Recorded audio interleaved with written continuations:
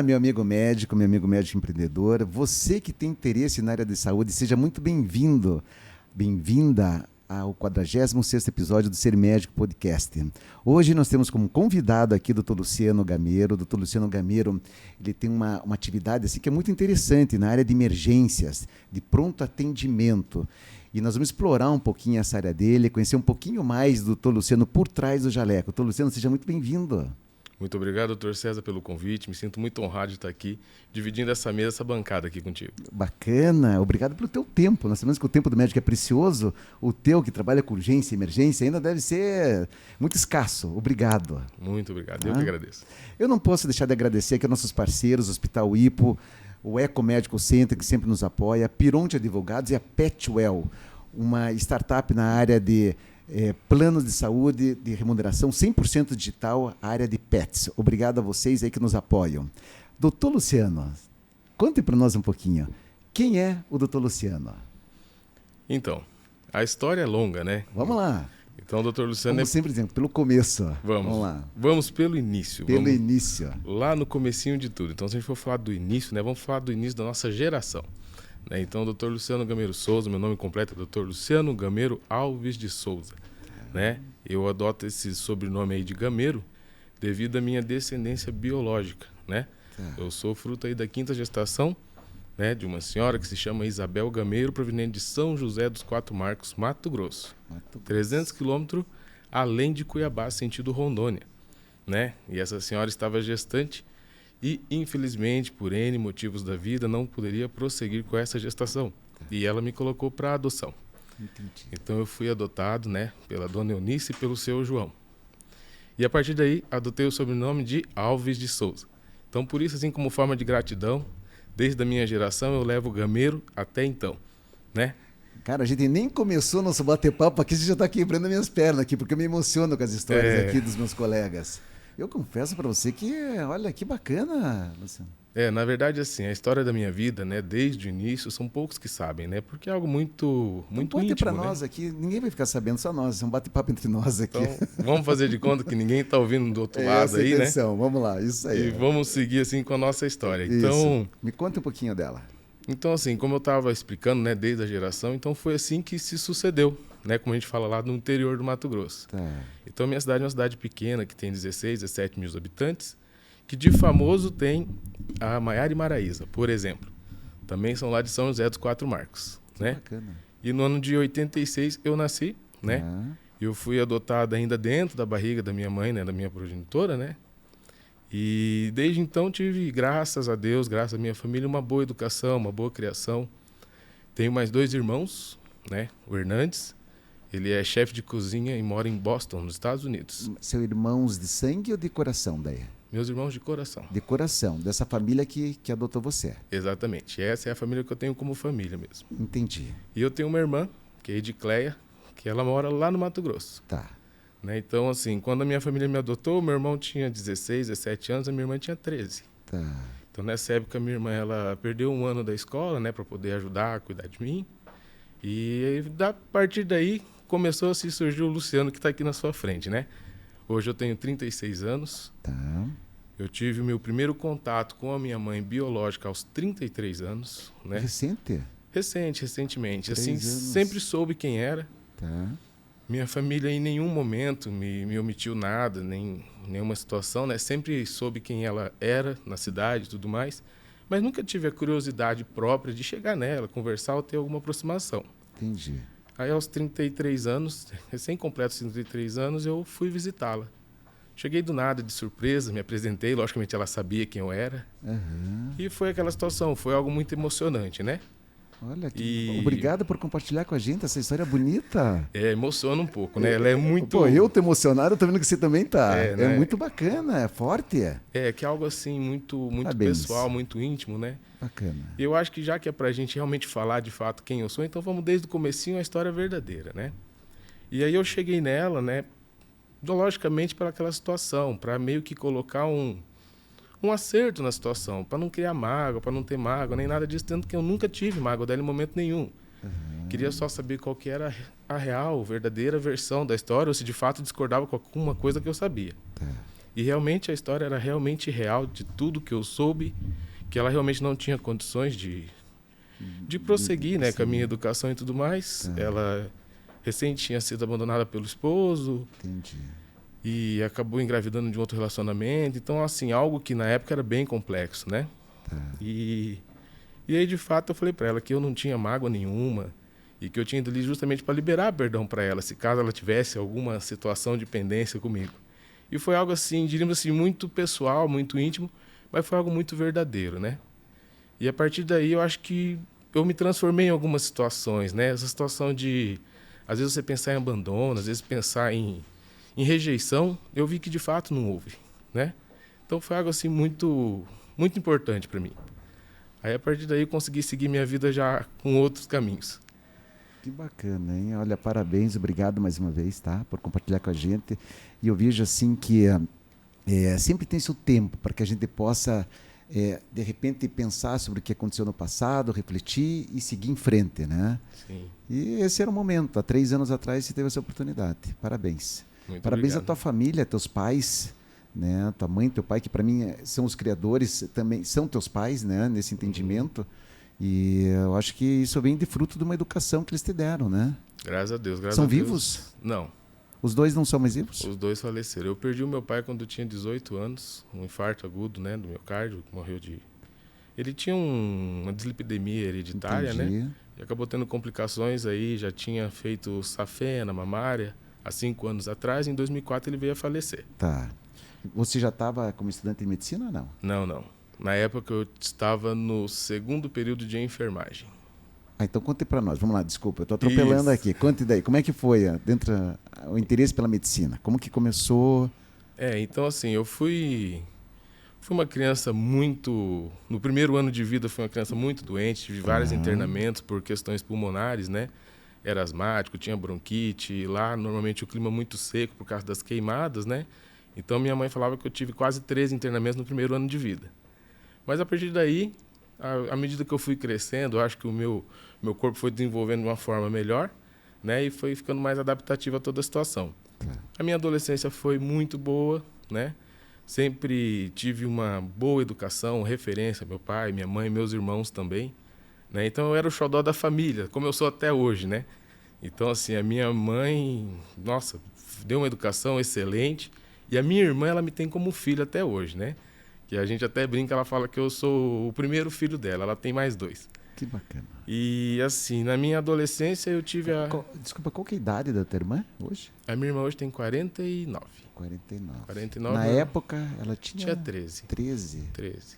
E o meu irmão hoje tem 51 para 52. Um abraço a eles. Como é que é o nome? Hernandes e Edicleia. Hernandes e Edicleia. Parabéns pela família linda aí que vocês têm. Muito obrigado. Bacana. Então, assim, minha adolescência foi muito boa, né? E na minha adolescência acabei perdendo meu avô pro câncer, né? No caso, o pai da minha mãe adotiva, né? Da dona Eunice. Tá. Então, o senhor Janor acabou falecendo de câncer, era um câncer de esôfago. Entendi. E na época foi muito agressivo. Então, a gente fez o diagnóstico pouco antes de dezembro. No Natal, ele já passou muito debilitado, já com sonda, já não podia se alimentar bem. E aquilo, de certa forma, mexeu muito comigo, né? Eu era adolescente ainda e eu vi todo aquele sofrimento do meu avô. E quando foi o falecimento dele, início de abril, poucos meses depois, ele já estava num estado assim, bem caquético já, sabe? Perdeu muito peso, então foi uma situação muito agressiva. E aquilo me mobilizou bastante. Eu falei, poxa, eu acho que eu posso ajudar, né? Quem sabe um dia, se eu me formar, se eu ser médico, eu posso ajudar alguém nessa situação também, né? E isso aí foi com o passar do tempo. A minha adolescência foi muito boa, eu sempre ajudei em casa, né? Então, meu pai, ele se mudou para o Mato Grosso em 84, 2 anos antes de eu nascer. E desde então ele trabalhava como cerealista. Ele comprava cereais do pessoal do sítio, beneficiava e vendia para fora, né? Aqui para Maringá, às vezes para São Paulo. E nesse período nós montamos uma torrefação de fundo de casa, né? Torrefação de café. Então, desde os meus 13 anos eu trabalhei com eles ali. A gente conseguiu se reerguer, né, bastante, porque o café teve altos e baixos, né? E quando eu tinha 17 para 18 anos, nós recém tínhamos comprado uma indústria de café, uma torrefação industrial. Ele foi ali em Araraquara, São Paulo, e adquiriu isso daí, né, que era uma torrefação, um torrador que tinha capacidade de torrar 180 quilos de café por hora. E a partir daí a gente começou já a tocar essa empresa. E por incrível que pareça, quando estava tudo montado ali, meados de 2004, ele faleceu. Então, assim, foi um dia que eu acordei às 2 horas da manhã para torrar café, e ele chegou às 6 horas lá na torrefação, que era na nossa chácara, né? Até hoje está lá. Faleceu com pouca idade, né? 58 para 59 na época. É novo. Bem novo. E assim, ele chegou, eu estava torrando café, já tinha torrado umas 10 sacas de café naquele período ali. Eu ajudei a carregar a caminhonete e ele reclamou de uma dor no peito. E eu achei que ele estava pálido, né? No momento eu já estava no meu 2º período de enfermagem, né? Você fazia enfermagem naquela época? Eu fazia enfermagem, porque o meu pai sempre deixou muito claro para mim, né? Ele sempre falou assim, se medicina é o teu sonho, um dia você vai ser médico. Mas hoje a condição que eu tenho é que você faça o curso de enfermagem aqui. Entendi. E eu lembro na época que da faculdade de enfermagem eu conseguia ver a nossa chácara, sabe? Então, assim, eu acho que isso aí marcou muito para mim, né? Porque foram as fases que a gente tem que passar, né? Que o ser humano é metamorfose o tempo todo, né? O tempo inteiro nós estamos transformando. Exatamente. E na época eu entendi a situação, eu vi que realmente medicina era algo que não era possível para mim no momento. Uhum. Eu havia feito vestibular de medicina em Porto Velho, né? Havia passado de 2º lugar para direito, porque ela tinha uma 2ª opção de curso.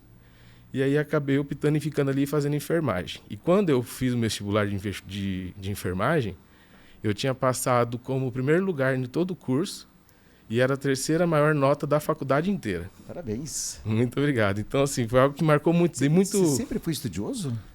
Graças a Deus. Então, algo que minha família nunca pôde reclamar foi assim, de não ter interesse pelos estudos. Sempre gostei muito de estudar. Sempre fui bom aluno, até hoje eu tenho contato com as minhas professoras lá do Mato Grosso, então assim, elas têm muito orgulho de mim. Que bacana. E aí na época eu comecei a fazer enfermagem, que foi o que eu tinha ali no momento, né? Então voltando à situação do infarto do meu pai, então eu estava já no 2º período, ele chegou, estava um pouco pálido. Aí eu falei, pai, acho que o senhor não está muito bem. Isso foi um dia depois da eleição, né? Foi dia 4 de outubro de 2004. Aí ele falou, não, estou com desconforto aqui, mas está tudo bem. Aí nisso, peguei a caminhonete, levei meu pai até a nossa casa, lá na chácara, e falei para minha mãe que pegava a caminhonete e ia vender. Na época era uma F1000, né? Uma F1000 muito bonita, a gente enchia, colocava cerca de 300, 500 quilos de café ali e minha mãe ia fazer a entrega. E aí eu falei assim, mãe, em vez de a senhora entregar, vai e leva o pai no hospital. E assim ela fez, né? Ao invés de seguir a linha, ela pegou e levou meu pai no hospital mais próximo, que é o hospital da cidade mesmo, que nesse dia não tinha nenhum cardiologista ali. E aí meu pai já chegou lá realmente, de fato, infartado, né? Já foi admitido do hospital, já foi direto para a ambulância para ir até a cidade mais próxima, que dava 14 quilômetros, que é Mirassol do Oeste. E assim, praticamente meu pai já chegou lá com parada, né? E aí o cardiologista foi até o hospital, fez todas as medidas de reanimação, mas infelizmente meu pai não retornou. 2004, 4 de outubro de 2004. 2004. Exatamente. E aí assim, eu segui, né? Segui o caminho, segui com a torrefação. Na época, minha mãe dependia muito de mim, porque eu era o único ali. Meu irmão já tinha ido para os Estados Unidos. A minha irmã já tinha um compromisso dela com meu cunhado, meus sobrinhos, né? Então, era eu e minha mãe só. E a gente estava, na época, construindo um salão na cidade, que a gente tinha um terreno lá, que a gente estava construindo um salão. Entendi. Aí minha mãe pegou e falou assim, filho, agora é só nós dois, então vamos tocar. E nós tocamos a torrefação sozinhos. Né? Então, assim, consegui levar ali mais 1 ano e meio, consegui concluir essa construção desse salão. Ali até, estou falando do salão tanto porque esse salão é importante.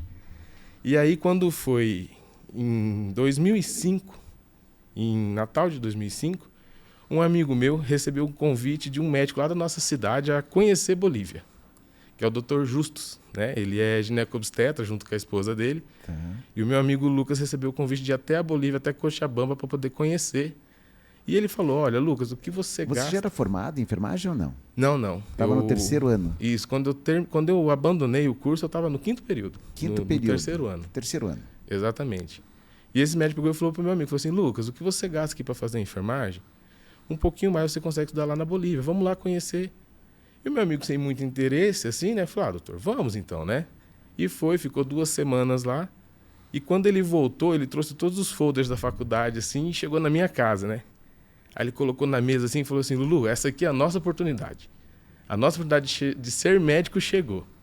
E eu achei algo, assim, foi muito importante na minha vida, né? Porque eu olhei aquilo e eu vi que o sonho poderia se tornar realidade, né? E aí eu peguei e falei com a minha mãe, falei assim, mãe, o que a senhora acha? É o meu sonho ser médico, né? Será que esse aí não é o momento? E aí minha mãe falou assim, meu filho, vamos falar com os teus irmãos, né? Porque tudo que a gente ia fazer tinha que, de certa forma, passar por eles também, né? Aí liguei pra minha irmã, né, na época, né? Falei assim, nega, a gente só chama ela de nega, né? Neguinha. Que bacana. Aí eu falei assim, nega, eu acho que o meu sonho pode ser realizado, né? Vamos pensar certinho, o que você acha, você me ajuda? Aí minha irmã falou, não, se é o seu sonho mesmo, nós vamos investir nisso daí. Você já ajudou, né? Já construiu o salão lá da cidade, a gente aluga esse salão, o dinheiro do aluguel consegue pagar o teu curso. E aí... Nada é por acaso, hein? Nada é por acaso. Nenhuma folha cai da árvore se Olha se lá, não tiver hein? um motivo especial. Uma das razões de você estar se dedicando à construção lá do salão, o salão depois vai se pagar Exatamente. com arrendamento mensal ali, né? Com rendimento para pagar teu curso. E eu lembro até hoje que isso era em 2006, Tá. né, e o aluguel desse salão era R$ 900. E eu gastava, né, eu precisava na Bolívia de R$ 1.100. Então, assim, a minha mãe complementava com mais R$ 200 que eu conseguia pagar toda a minha despesa. Só que assim, toda a minha despesa, não sobrava mais nada. Então era aluguel, era alimentação, era faculdade e os livros e apostilas que eram necessários. Então, assim, basicamente não me sobrava nada e com aquilo eu passava. Mais ou menos isso 2006, 2007? 2006. 2006. Eu entrei na Bolívia, era dia 6 de abril de 2006. Né? Então, assim, em resumo, ligamos pro meu irmão, né? E meu irmão falou, não, excelente. Se ele está disposto, se ele está disposto a todas as condições, que é passar realmente estudando e se tornando um médico, então nós vamos investir nele. Ele vai para a Bolívia.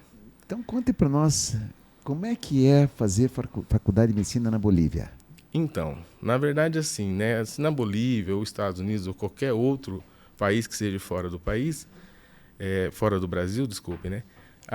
A necessidade de revalidar o retorno, né? Então, assim, você estuda fora, são 6 anos iguais aqui, né? Tá. E aí, quando você retorna aqui, com os documentos todos devidamente traduzidos, dependendo da situação do revalida, é submetido à prova, que são 2 fases. Tem a fase prática e tem a fase teórica, né? Então, assim, só para fazer uma sequência, Luciano, você se mudou para Bolívia. Mudei para Bolívia em 2006. Tá. Qual cidade? Santa Cruz de la Sierra. Santa Cruz de la Sierra. Daí você começou a fazer a faculdade lá. Você teve a dificuldade da língua, o desafio da língua ou não? Na verdade, no primeiro semestre, não é tão cobrada assim a questão do espanhol. Tá. E a gente acaba se adaptando e aprendendo muito rápido o espanhol, que é uma língua não tão difícil assim. Perfeito. Né? E aí eu fiz 5 anos lá. E aí nessa época tinha um contrato, né, um intercâmbio de internato que a gente falava. Que assim, as melhores notas, os melhores alunos, de certa forma, por promédio, de todos os outros 5 anos, tinha a possibilidade de vir concluir o aqui 6º ano aqui. O 6º ano apenas, que seria o internato. Aonde você fez aqui? Ou você não escolhe? Na verdade, assim, aqui em Curitiba eram 10 vagas. Tá. Eram 10 vagas e eu, na época, eu fiquei em segundo lugar para ocupar essas vagas. Aí eu vim e fiz o meu internato no Hospital e Maternidade ali de Pinhais. Perfeito. E no Menino Deus, ali no Alto da 15. Tá. Que é pediatria. Aqui em Curitiba. Aqui em Curitiba. Essa é uma das razões de você ter ficado em Curitiba, ter vindo para cá ou não? Tem alguma outra razão? Sim, exatamente. Na verdade, Tá. foi essa opção que eu tive, né? Que eu sou muito grato a isso também, né? Então, com a minha formação, teve muita gente envolvida. O meu pediatra da época, aí, que era o meu professor, o Dr. Luiz Alberto Cagliari, que hoje faz parte comigo lá no ECO. Que bacana. Então, assim, eu sou muito grato a ele por muito que eu vivi, né? Tá. E, assim, foi um ano muito bom. Um abraço para o Dr. Luiz, né? Um abraço, um É forte isso aí. abraço para ele, o Felipe, filho dele também. Que Sou muito bacana, grato a eles. Felipe, um abraço.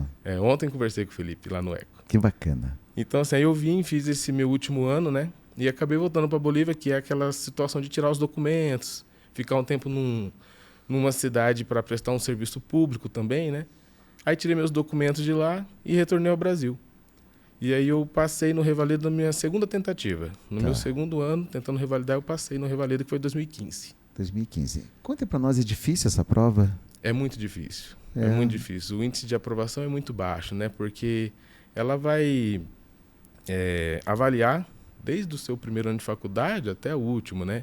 Então, assim, até mesmo a questão prática, que ela avalia uma prática de quem ainda não tem prática nenhuma, né? Como se fosse uma prova de residência, né? Então, assim, ali no momento a gente vê que a opção que tem é passar, não tem outra circunstância, né? Então, isso aí já gera um pouco mais de ansiedade. Mas, assim, confesso que eu fui bem tranquilo na minha prova. Quando eu fiz meu revalida em 2015, que por N motivos acabou atrasando e a prova foi em 2016. E aí eu fiz lá na Unicamp, a minha segunda fase, né? Eu passei na primeira fase aqui na Federal do Paraná, revalidei meu diploma pela Federal do Paraná e fiz a segunda fase lá na Unicamp, em Campinas. Então, assim, eu fui bem tranquilo, caiu bastante situações de emergência. Da parte da ginecologia eu também tirei de letra.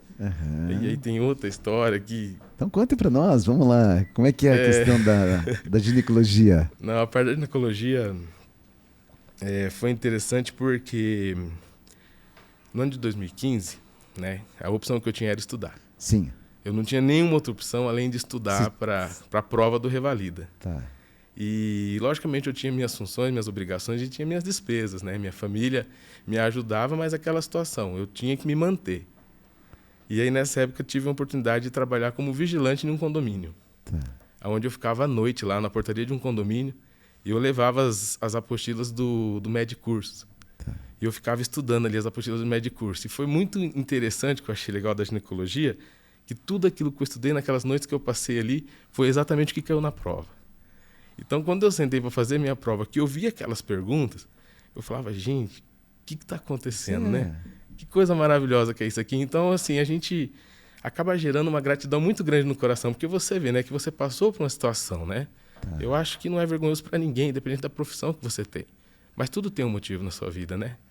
E eu estava ali, o condomínio fica ali no bairro Xaxim, e teoricamente era para ficar 2 noites. E aí eu fui, na segunda noite, eles consertaram o portão eletrônico que tinha lá, que a minha função era abrir o portão. Eu ficava na guarita, chegava morador, eu ia lá abrir o portão. E aí, por incrível que pareça, durante 2 meses esse portão não teve conserto. E durante 2 meses eu fiquei ali trabalhando toda noite e fazendo essa função de abrir e fechar o portão, e foi o que eu estudei, acabou caindo na prova. Então eu achei muito interessante na época, né? E assim, às vezes eu conto essa história para as pessoas, elas ficam assim, nossa, mas como é que pode? Foi... Não sei, também não sei como é que eu explico isso, mas foi o que aconteceu. E você é uma pessoa de fé. Bastante fé. Diríamos assim, eu servi uma igreja durante 7 anos, né? A Igreja Batista Shalom, na qual eu tenho muita gratidão também, né? Entendi. Isso foi de 2012, 2013 até 2019. Li muita Bíblia nesse período, então me apeguei muito em Deus. Eu tenho um relacionamento muito íntimo com Deus, que é algo só meu, sabe? Entendi. Eu sei onde que Ele já me colocou, aonde que Ele vai me colocar um dia ainda. Então, assim, eu sei que tudo tem um porquê. Né? Então, assim, eu sou muito grato a tudo isso. Então, você pode ver que toda hora eu falo sobre gratidão, sempre quando eu posso eu falo de Deus, porque isso aí é algo muito importante. Eu vejo que isso faz muita falta para muita gente hoje, né? 2 palavras, 2 ações simples. Ser grato, ou seja, gratidão. Né? Exatamente. E outra situação que eu vejo que é muito importante, que você... eu vejo que você tem muito nisso, que é o servir. Veja, você fez algo muito simples, se serviu de porteiro, praticamente, de vigilante, se serviu, se foi humilde. Exatamente. E olha aí, hoje nós estamos aí com um médico que poucos sabem, mas nós vamos contar um segredo aqui do Dr. Luciano, só para dar uma quebrada aqui, senão você vai fazer eu chorar, eu choro. Então, assim, é uma história muito bonita tua. Nós tivemos uma história também, né, de um colega, você deve conhecer, o Dr. Mohamed. Conheço muito bem, muito amigo meu. E também fez o Revalida e ele contou uma história aqui que, olha, sensacional. Então nós temos que tirar o chapéu. Vocês são os nossos heróis, né, que inspiram, né, os novos médicos, as pessoas que têm dificuldade de entrar num curso de medicina, que é possível, basta querer. Né? Exatamente. E assim, nunca foi fácil. Né? Desde o momento nunca foi fácil. O Dr. Luciano, que já abriu o portão, já lavou cachorro também. Né? Então teve uma época da minha vida, nessa época de 2015, que eu acabei adquirindo um trailer pet shop móvel e eu lavava cachorro aos finais de semana para poder complementar a minha renda também, né? Não, mas peraí, agora nós vamos ter que explorar isso aí, cara. Eu falo que a história é longa. Vigilante. Fui. Né? Lavador de cachorro. Exatamente. Se você entrar na internet hoje e pesquisar Turma do Banho Pet Shop Móvel e colocar em vídeos... Aparece você. Aparece. No 2º ou 3º vídeo vai aparecer lá. Turma do Banho Pet Shop Móvel, vai aparecer um trailer laranjado, no qual era o ano de 2015, e eu estava trabalhando junto com as feiras de food truck, lavando cachorros. Que bacana, hein? E assim, 200, 300 reais que eu acabava ganhando num dia, era a compra que eu fazia no mercado. Então, assim, é interessante, né? É uma história bonita, né? Querendo ou não deixa de ser uma história bonita. Pessoal, veja os desafios aqui do Dr. Luciano, né? São desafios que me comovem, porque, veja, desde com todo respeito, assim, a linda história que ele tem, mas eu vou abrir o meu coração aqui. Olha, desde o período intraútero, né, ele já começou a passar dificuldades. Exatamente. Você já parou para imaginar isso? Já parei para imaginar. No 5º mês de gestação, você com a tua vida, você diz assim, a minha vida não vai ser fácil, mas eu vou ser um vencedor. E você está aí, ó, venceu. Ou seja, né, o processo de adoção, processo de falecimento prematuro dos pais, processo de poder se sustentar fora, desenvolver um negócio para poder gerar uma renda para que a família possa ajudar ele, sabe? O processo de formação dele como médico, o revalida, onde ele estudou, o processo de vigilante que você foi, o processo da turma do banho, dos pets, de lavar cachorro. Tudo isso daí. Então, existe um porquê. Tudo. De hoje nós temos aqui um dos médicos mais famosos no Ecomédico, porque se vocês não sabem, vocês vão ter que comparecer. Produção, eu conto o que ele faz no plantão ou não conto? Conta! Vou contar. Nos plantões do Dr. Luciano, ele chama um pianista para tocar. Acreditem.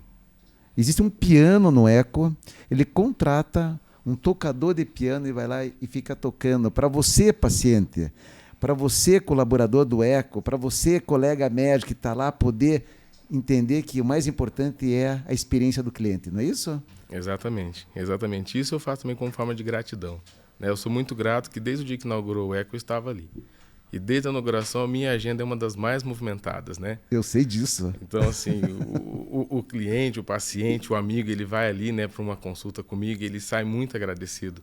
E de um tempo para cá, a minha agenda já está tendo superlotação e está gerando um tempinho de espera ali de 15, 20 minutos, né?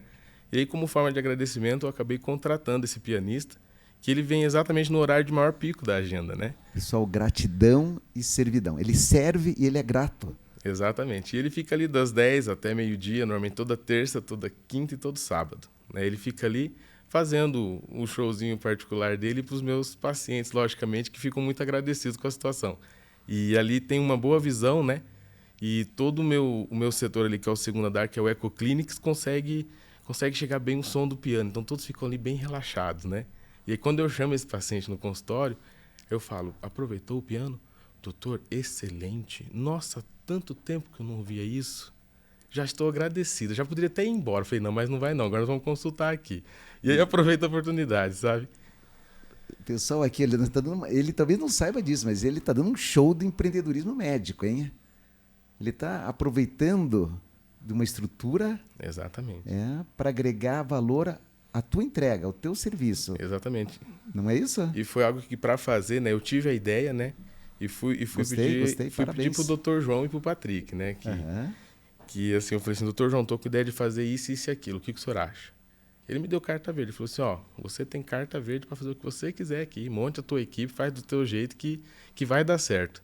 E a partir de então, tô falando, já tá indo aí para quase 2 meses de pianista. Um abraço ao Dr. João Luiz Garcia de Faria, tá? Um abraço ao Patrick Gil. Vocês são referências na área de empreendedorismo médico, referência na área de tratamento do médico, né? Como é importante ter colegas assim, exatamente, né? Tratando a gente com respeito, dignidade e nos valorizando, nos promovendo. Ele está fazendo uma promoção, né, dos teus serviços. Exatamente. E assim, com muita honra que eu levo hoje ali, né? Ele que brinca, né? Eu levo o cargo de doutor prodígio do médico, né? Doutor prodígio do Eco é o doutor Luciano. Esse aqui é o meu garoto prodígio, que não sei o quê. Então eu fico muito agradecido disso, né? E eu sou muito grato a ele, muito grato ao Patrick, doutor Azuma, né, que é meu coordenador ali. Um abraço, doutor Azuma. E assim como eu sou grato a eles, eu sou grato a todos os locais que eu trabalho, todos os locais que eu já passei, né? Doutor Rodrigo Fontan, diretor clínico do Hospital Santa Cruz. Doutora Alessandra Gaio, que é minha coordenadora médica ali. Doutor Rodrigo Fontan, meu colega de turma, um grande abraço aí para você, responsável lá pelo diretor clínico, né, do Santa Cruz. Exatamente, diretor clínico nosso lá. Esteve aqui com a gente, um abraço, Fontan. Isso aí, eu assisti o podcast dele, foi excelente. Ele é muito bom. Muito bom. É um dos que mais teve views, hein? Um monte de visualização lá, assistam lá, vale a pena. Então, assim, é aquela situação, né, César? É a gratidão, é o empenho. Nada que acontece na sua vida é por um acaso, né? Então, assim, às vezes a gente está vivendo uma situação, não sabe o que está acontecendo, né? Mas, assim, uma situação bem... Uma situação sua sobre emergência, sobre aquilo que eu já vivi, que eu achei interessante na minha vida, né? Eu tive situações muito boas e muito ruins, né, como emergencista, né? Então, a gente sabe tudo que a gente passou na pandemia, né? Então, assim, em 2021, que foi o pico da onda, né, da pandemia, eu estava trabalhando no SEC, que é o Centro Especializado de Combate ao Coronavírus, em Araucária. Então eu estava de plantão e de manhã, né, minha mãe estava lá no Mato Grosso, né, fez o diagnóstico de Covid, né, acabou sendo internada, foi para o hospital referência nosso lá em Cuiabá e 7 dias depois de intubação não resistiu e veio a óbito, né, no dia 20 de maio. Uma semana depois do meu aniversário, né? Então, assim, eu estava trabalhando no centro de Covid. E, assim, foi numa situação muito complicada, porque... 2021, ano passado. 21, ano passado. Ano passado. Maio. Exatamente. Tá. E, assim, recentemente eu tinha assumido o plantão às 7 horas da manhã. Acabei entubando um paciente ali que veio a piorar clinicamente durante a noite. E aí estava fazendo a evolução dele, assim, e aí meu celular tocou, era uma mensagem da minha irmã. Aí eu sabia toda a situação, estava acompanhando o internamento da minha mãe, né? Até então estava evoluindo naquela média esperada, que ela tinha 95% de lesão pulmonar quando foi internada. E aí era um áudio da minha irmã falando assim, Lu, a mãe morreu, Lu, a mãe morreu. Então, assim, eu acho que na minha vivência como médico, eu acho que isso aí foi a pior situação que eu já vivi até hoje, sabe? Tanto é que, nesse momento, depois de alguns... Por que você acha que foi a pior? Porque eu estava vivendo aquilo. Entendi. Né? Então, assim, eu estava vivendo sentiu, aquilo... no campo de batalha, vivendo, mas incapaz de poder estar lá ajudando? Exatamente. E, assim, incapaz de tudo, né? Porque até aqui, eu perdi pacientes de 17, 19, 25 anos, né? Tá. Então, eu vi o que essa doença fez, né? O estrago que ela fez. Qual era a idade da mãe? Assim, 68. Renova. 68. Tá. E, assim, eu vi toda a situação que eu vivi aqui. Tinha acabado de entubar um paciente, estava naquela correria, que às vezes até me ocupando um pouco de trabalho, até por essa situação da minha mãe também, né? E o tempo todo acompanhando ela lá, fazendo chamada de vídeo com os colegas que estavam acompanhando ela lá, sempre sabendo da situação e, pá, de repente, minha mãe faleceu de Covid. Então, assim, foi um baque muito grande, né? Porque eu me senti impotente, né? Imagina. De estar lidando com uma doença tão difícil, no qual levou até a minha mãe.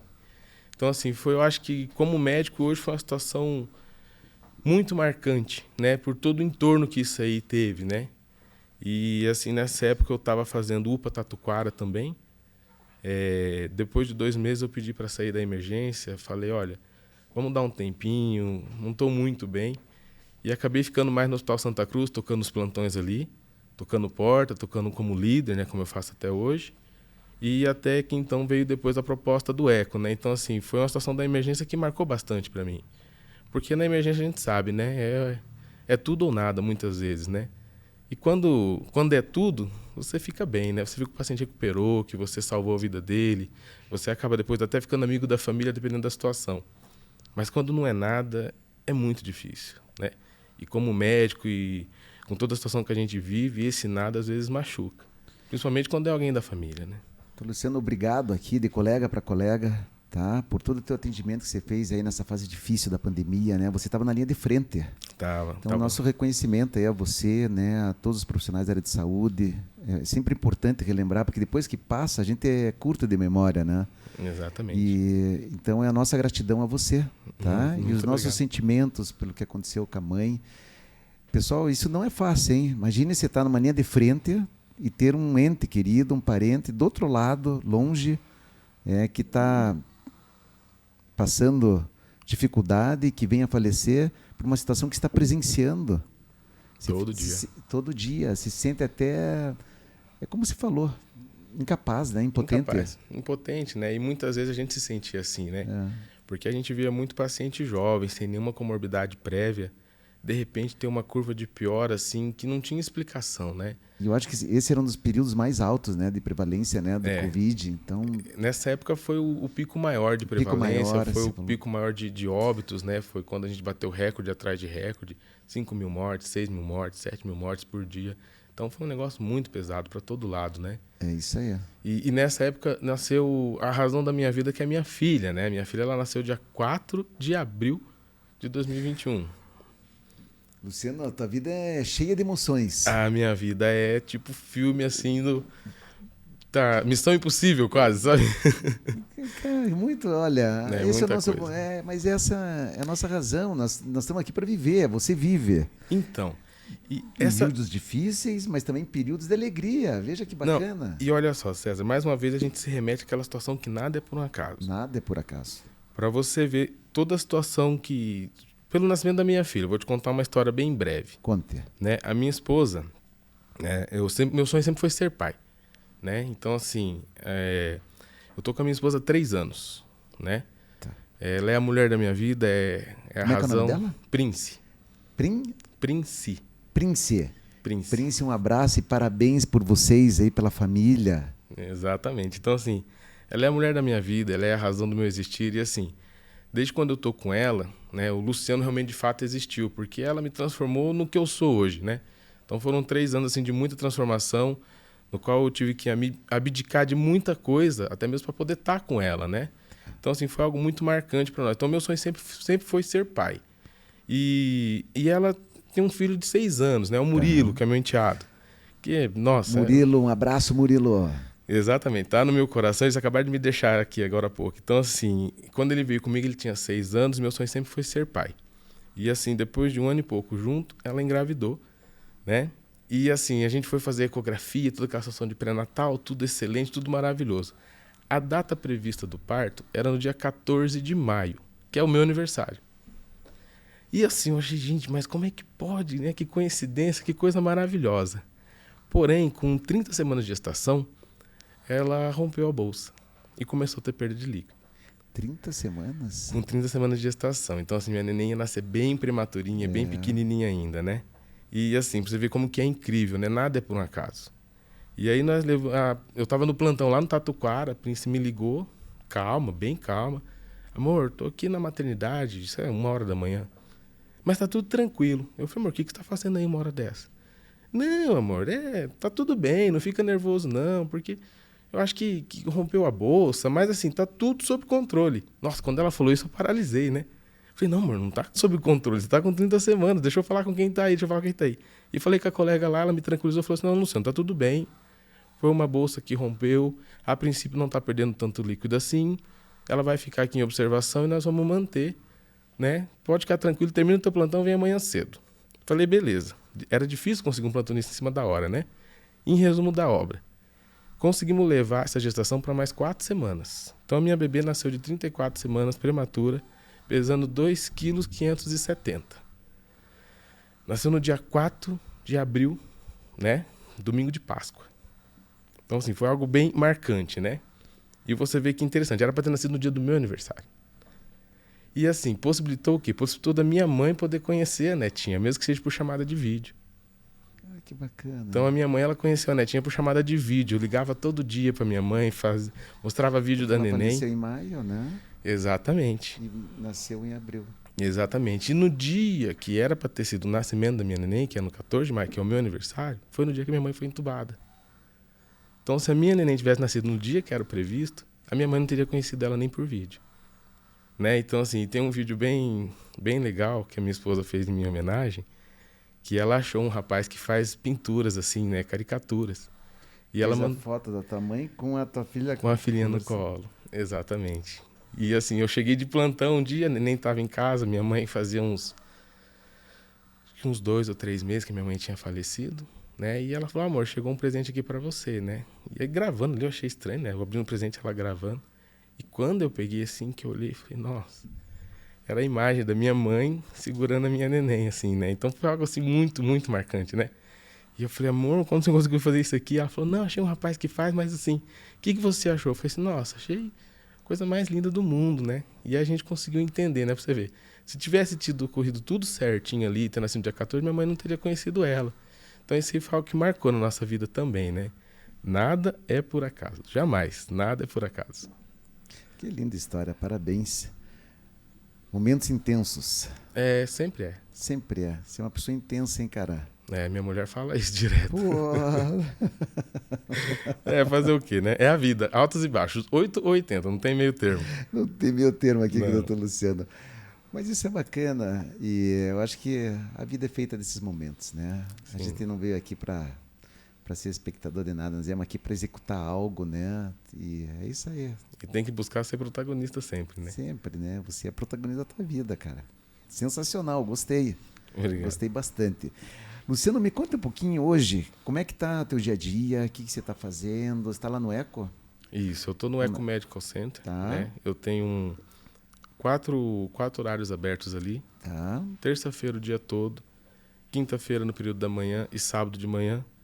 Sempre agenda bem movimentada, agenda bem cheia. Nos dias que eu estou ali tem o pianista, né, para os pacientes. Faço plantão no Hospital Santa Cruz, né, no qual eu sou líder de plantão. E também sou plantonista que toca ficha, né, que é o que consulta direto, né. Então eu trabalho no Santa Cruz uma carga horária de 60 horas por semana, toda segunda-feira, toda quarta, toda quinta, toda sexta e 3 sábados no mês. Né? Minha carga horária ela é bem puxada, graças a Deus. Sou muito grato a isso.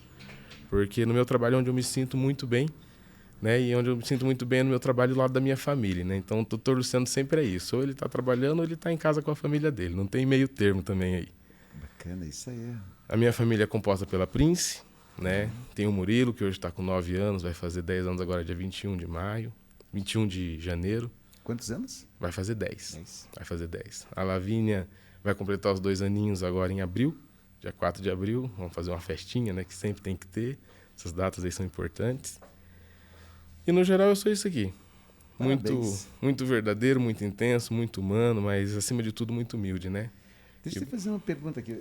Você tem como hobby a pescaria, né? Você gosta de pescar? Isso. Como um bom mato-grossense, né? Um dos meus hobbies aí é a pescaria.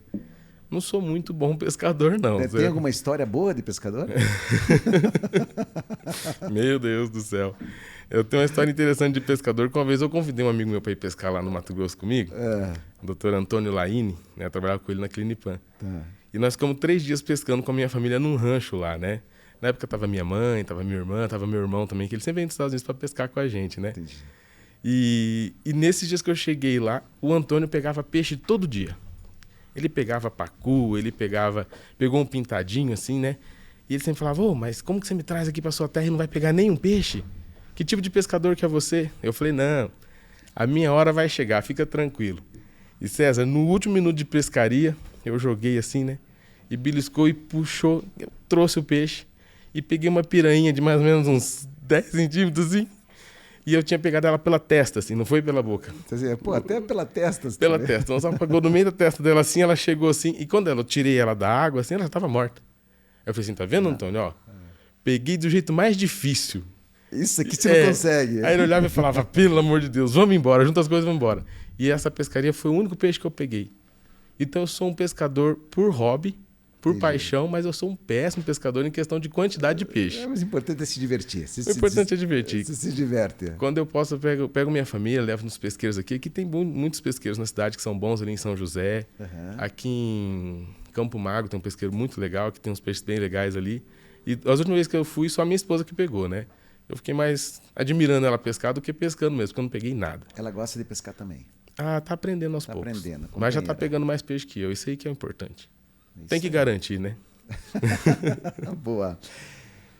Gostei muito desse nosso bate-papo, sabe, Luciano? Acho que você colocou aqui uma forma muito clara quem é o Dr. Luciano, o Luciano por trás do jaleco.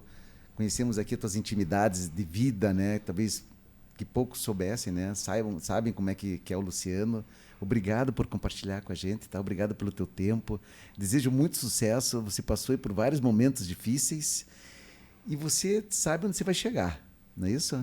Exatamente. Você falou para mim que você sabe qual que é o teu objetivo. Você pode compartilhar aqui um pouquinho para nós sobre esse? Ou ele é mais aspiracional? Na verdade, assim, como profissional, né, eu acho que hoje eu tô no meu auge, sabe? Eu me sinto muito grato pelos locais que eu trabalho hoje. Tá. Então, eu consigo trabalhar nos 2 locais de maior referência em Curitiba, que é o Hospital Santa Cruz, no qual eu sou muito grato em estar ali dentro, fazendo parte da equipe. E no Eco Medical Center, né, que é um empreendimento novo aí, no qual eu sou visto ali como garoto prodígio do Eco, né? Então, sendo bem visto pela diretoria, sendo bem visto pelos donos. Então, assim, eu acho que como profissional, eu já estou no meu patamar máximo, né? O que eu quero é isso, né? Eu não quero ser reconhecido apenas por aqueles que me direcionam, aqueles que estão ali comigo. Eu quero ser reconhecido pelos meus pacientes, né? E é isso aí que eu estou tendo ali. Então, a minha agenda, cada dia mais cheia, eu acho que tem um porquê. Porque os pacientes eles estão buscando, porque aos pouquinhos eles estão vendo quem que é o Dr. Luciano de verdade, sabe? Não tenha dúvida. Na parte pessoal, emocional, eu também estou no... Deixa eu só chamar a atenção. Eu gosto quando, assim, quando os convidados colocam pontos importantes, assim, porque nós temos jovens médicos aqui, sabe, que estão se formando. Humildade, pessoal, né? Veja, gratidão. Ele tem um sonho grande, mas o sonho maior dele é você, paciente, cliente. Não é um sonho financeiro, sabe? É um sonho de estar num local que dá segurança de trabalho, que constrói relacionamentos importantes para ele. Não é isso, Luciano? Exatamente. Mas o mais importante, ele está com o nome dele preservado, sabe? Fazendo uma medicina de qualidade. Parabéns, você é um exemplo, hein, cara? Muito obrigado. Muito obrigado, porque eu acho assim, César, eu acho que a medicina ela é uma questão de honra, sabe? Quando a gente ocupa um cargo de médico e quando o paciente ele vai até você buscando um atendimento, você tem que se sentir, no mínimo, honrado por isso, né? Porque ele está ali com uma dor, ele está ali com uma dúvida, ele está ali com um sentimento, ele está ali com uma preocupação, né? E o mínimo que você deve fazer é dar a atenção apropriada, sanar todas as dúvidas do paciente, buscar o melhor caminho para ele, né? E é o que eles encontram ali comigo. Então, graças a Deus, eu sempre sou elogiado pelos meus pacientes, não sou elogiado pelos outros, pelos meus pacientes, né? Que eles sempre falam assim, doutor, há muito tempo eu não tinha esse tipo de consulta. Então, assim, eu sou muito grato ao senhor e eu sou muito grato a eles, muito mais do que eles têm de gratidão por mim mesmo, né? Já te faço um convite para a próxima temporada, tá? Nós vamos ter aqui um quadro, tá? Que vai se chamar... Posso dar dica, produção, aí? Que vai ser um quadro de plantão médico. Olha. Tá? Nós vamos ter aqui uma figura, tá? Uma caricatura, né? De um paciente e que vai fazer consultas num plantão médico. Você vai ser convidado a vir participar, tá bom? Opa, e vou participar com muita honra, com muito orgulho. Já te faço convite desde já, tá? Já está mais que aceito, César. Muito obrigado. Deixa eu te fazer uma pergunta. Você consegue nos indicar um livro? Um livro? Que de repente você acha bacana aí compartilhar? Olha, César, então assim, você viu um pouquinho da minha fé, um pouquinho de quem eu sou de verdade, né? Então, se fosse para falar de livro para você, eu gosto muito da Bíblia. Pai dos livros. Exatamente. A Bíblia é um livro que eu já li umas 3 ou 4 vezes, né? Se for para ser mais específico, gosto muito do livro de Jó, né? Porque não existe nada e nem ninguém que foi mais testado do que Jó, a sua fé, né? Então, assim, vendo o livro de Jó ali, o primeiro e o segundo capítulo, você já vê o que Jó passou, né? E como que ele manteve a sua fé, né? O tempo todo ali, sempre direcionado, né? Nada abalou a fé dele e o relacionamento dele com Deus, né? Então, eu acho que isso aí é algo que não quero doutrinar ninguém, sou longe disso, né? Até uma vez eu recebi um autógrafo de uma cantora gospel, Heloísa Rosa, né? E ela, no autógrafo ela escreveu, né? Deus não é religioso. Então, assim, eu não quero doutrinar ninguém, mas assim, se for para ter uma indicação, eu indicaria a Bíblia. O livro de Jó em especial, que para mim é importante. E é o livro mais indicado aqui pelos colegas, sabia? É? Veja que o médico também é um profissional, assim, uma pessoa como qualquer outra que tem fé e Exato. acredita, né, nos provérbios, acredita no Novo e no Velho Testamento. Parabéns. Muito obrigado. Estamos encerrando, tá, o 46º episódio. Pergunto para você, quer passar uma mensagem final para o nosso ouvinte? Algo que está aí, de repente, ó, vou falar isso ainda, que eu não falei.